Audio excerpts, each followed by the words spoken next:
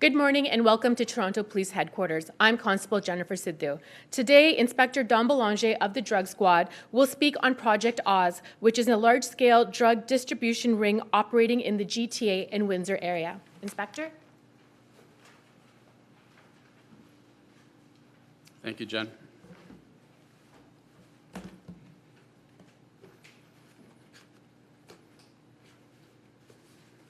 Good morning.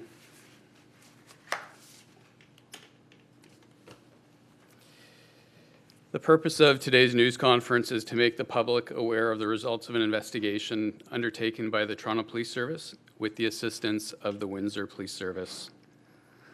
A number of weeks ago, the Major Project Section of the Toronto Drug Squad commenced an investigation into a drug trafficking network operating in the GTA and Windsor. This investigation became known as Project Oz.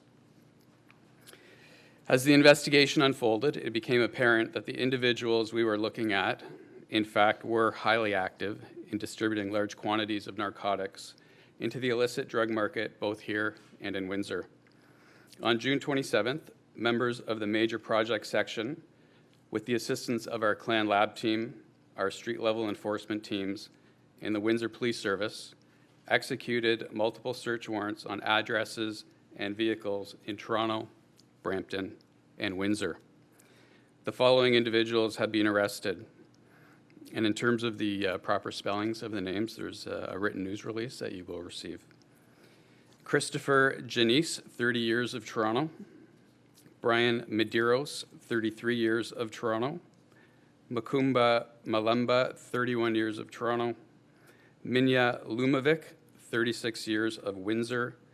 Danielle Hess, 29 years of Windsor. And Stephen Whalen, 30 years of Toronto.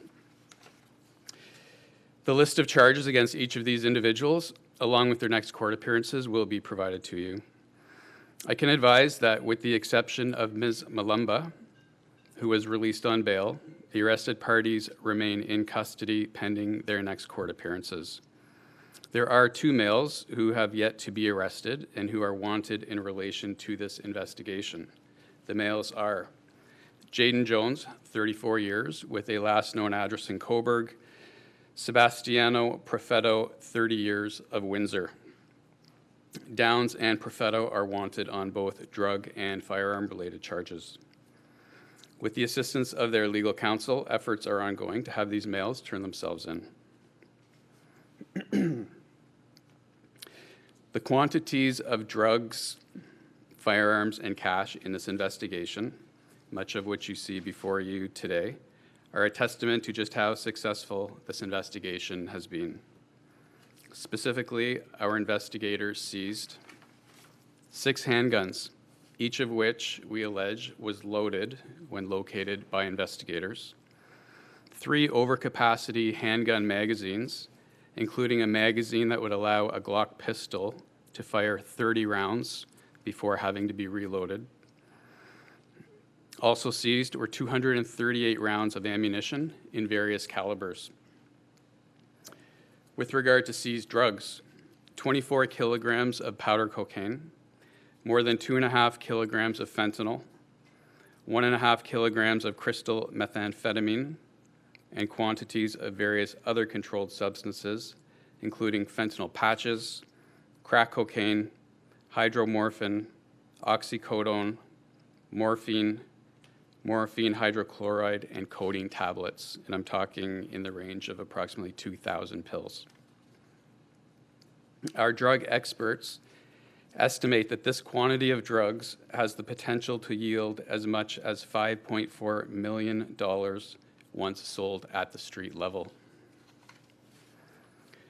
With regard to seized money, which we allege to be proceeds of this drug enterprise, our investigators seized just over $550,000 in Canadian currency. Incredibly, $411,000 was located in an aftermarket trap or hidden compartment inside one of the vehicles that was seized. This vehicle also contained 3 of the seized handguns and 2 kilograms of cocaine. This vehicle, we allege, was being used by Jaden Downs. Also, the vehicle that we allege was seized from Christopher Janice contained close to $97,000 in cash. As with Down's vehicle, this money was also hidden in a vehicle trap. Photos of these traps, as you can see, are on display this morning. This investigation yet again demonstrates the link between drugs, guns, and organized crime. The fact that we've seized more than $500,000 in cash reinforces just how lucrative the illicit drug trade is and how prolific this drug enterprise was. Clearly, the individuals who we have placed before the court are not kids, nor are they addicts looking to feed their own addictions. It is our allegation that they are organized criminals who choose to profit from the misfortune and addiction of others.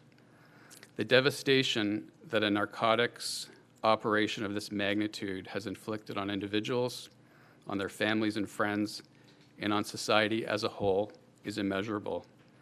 The social cost, including the number of deaths caused by fentanyl overdoses, is frankly unconscionable. In 2019, no one, not the least of which drug dealers, can claim ignorance when it comes to the dangers of ingesting fentanyl, yet they continue to sell it anyway. And of course, the number of fentanyl overdoses that this seizure will prevent is impossible to know. With that, I'd like to extend my thanks to the members of the Toronto Drug Squad Major Projects Section, as well as the other TDS subunits that assisted for their exceptional work on Project Oz, and for their significant and ongoing contribution to community safety. Drug Squad officers work extremely long hours to achieve results like these. It goes without saying that the work they do is dangerous. In fact, the vast majority of their work happens away from the public eye and generally goes unreported. I can assure the public that this represents just one of many ongoing proactive investigations. I'd also like to acknowledge the efforts of the TPS Asset Forfeiture Unit and the Auto Squad for their assistance. Finally, I'd like to acknowledge and sincerely thank members of the Windsor Police Service, as well as the Canada Border Services Agency for their assistance and support throughout Project Oz. This is yet another example of a highly successful investigation stemming from collaboration between the Toronto Police Service and our law enforcement partners. And if there are questions, I will take them now. Can you speak to the significance of the fentanyl seizure, given the fact that a grain of fentanyl can kill an individual, and you seize 2.6 kilograms of fentanyl? I mean, how significant is that? I would say it's highly significant, Steve, when you consider that fentanyl can be sold at the street level by the point, meaning 0.1 gram. When you start thinking about how much 2.6 kilos of that is, it's extremely significant. You talked about the sort of human damage that this sort of organized crime situation inflicts on people. Have you been able to tie this group to any overdoses, deaths that you would be pursuing criminal charges specifically tied to that? Not at this time, no. Is that something you're going to look into, or is that just not the priority? Absolutely. In fact, I can tell you that any time that we have a death of an individual in the city of Toronto where there is a suspected fentanyl overdose or opioid overdose, my members become involved right away. An investigation is commenced, and where evidence leads to a suspect, in other words, leads to the person that sold that fentanyl, then we will pursue a prosecution against them. Can you talk more about the traps that you've identified? And I want to make sure I understand what I'm looking at. It looks like sort of an area underneath the trunk compartment where this stuff was hidden. Yeah, they're actually very sophisticated in the way they're built. So as I said, they're obviously aftermarket. They are generally controlled by electronics and hydraulics.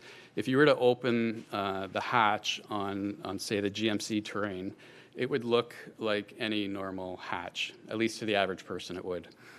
But once you activate the hydraulics and the electronics, that secret compartment, which is located under a false floor, opens up and contains all the contraband that you see here. A photo to the other side of you that's under the car there. Yeah, this is a little less sophisticated, but sort of ingenious anyway. This is a vehicle where 2 kilograms of cocaine were seized from it. The cocaine was actually located in the roof of the vehicle, so I guess next to where a sunroof would be. So it took some time for the officers to locate it, but that's where it was located, was in the roof. So not a trap per se, but just a secret compartment. Can you put into context the size of this bust to me? 2,000 pills, all this money, and handguns, like how big this is? It's very significant. I mean, it's really indicative, as I said earlier, of how lucrative it is. These are obviously higher level drug distributors. These drugs would have found their way to the streets of Toronto and the GTA and Windsor. There's absolutely no doubt about that. And these individuals would have made hundreds of thousands, if not millions of dollars out of the drugs that you see before you. Do you know fentanyl overdoses in Toronto to date this year, what we're looking at numbers-wise? Yeah, I can tell you that our paramedic services track these numbers. And I believe the number from January to May of 2019 was 68 deaths in the city of Toronto.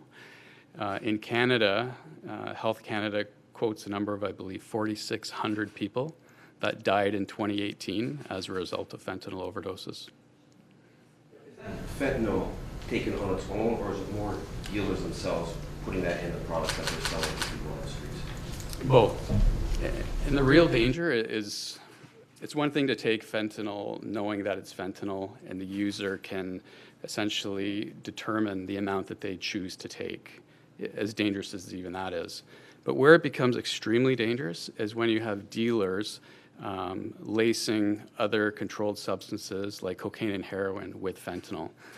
Because let's face it, this is not being done by a chemist in a lab. This is being done by a drug dealer who evidently has no concern whatsoever for the individuals that will ultimately be taking it. So a person can believe they're taking heroin, they can believe they're taking cocaine, and in fact it's laced with fentanyl at a potency that ultimately puts them into medical distress or worse, kills them. What? Sorry. What's the benefit for a dealer to put fentanyl? That's what is my question. Yeah, it's a good question because while fentanyl is extremely expensive to purchase, it could be as much as $100,000 for a kilo. If it's pure fentanyl, it can be significantly higher than that even.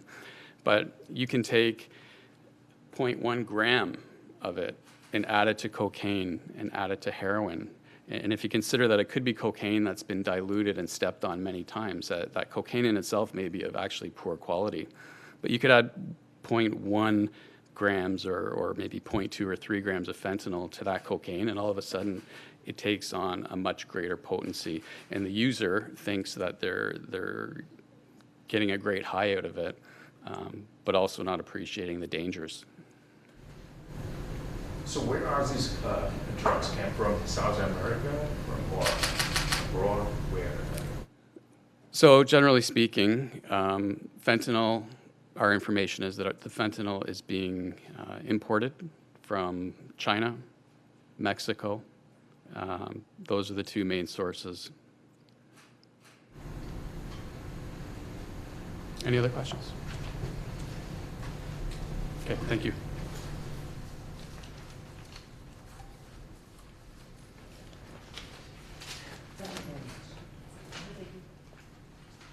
Thank you. That concludes today's news conference. If you would like a printed version of the post news release, our Youth and Policing student Madison in the back has copies for everyone. It has all the correct spellings and charges of everyone involved in this investigation. Thank you.